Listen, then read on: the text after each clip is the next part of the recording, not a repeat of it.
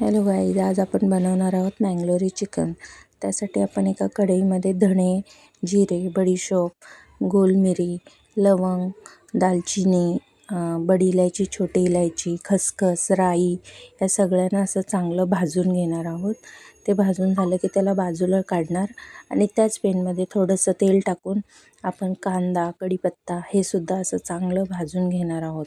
तुम्ही बघू शकता मी मसाले कसे भाजले, तसेच तुम्ही सुद्धा भाजा। आणि मी अर्धा नारळ घेतलं आहे आणि सगळं मिक्सर जारमध्ये टाकलं आहे, तुम्ही बघू शकता।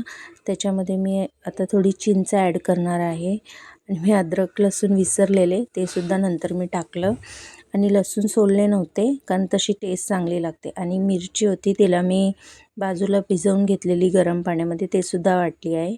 आता मी याच्यामध्ये जो कांदा, खोबरा आणि जे आपले भाजलेले मसाले होते ते मी टाकून जे बारीक केलेलं तो मसाला मी याच्यात ॲड केला आहे। हा तेल थोडं जास्त लागतं कारण आपण याच्यात अजिबात पाणी टाकत नाही, तेलामध्ये शिजतं तेल आणि जे चिकनचं पाणी निघेल ना त्याच्यामध्ये।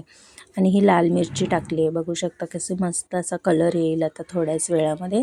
फक्त याला भाजत राहायचं, नाही तर खाली लागलं तर मग करपेल। आणि इथे मी हळद आणि काश्मीरी लाल मिरची ॲड केली आहे, मी कोणताही कलर ॲड केलेला नाही आहे आणि काहीच टाकलेलं नाही आहे। तुम्ही बघा कलर आपोआप येईल, फक्त तुम्ही याला मध्ये मध्ये हलवत राहा, नाही तर हे खाली लागेल। आणि मी याच्यात 3 टोमॅटो टाकले लाल असे मस्त।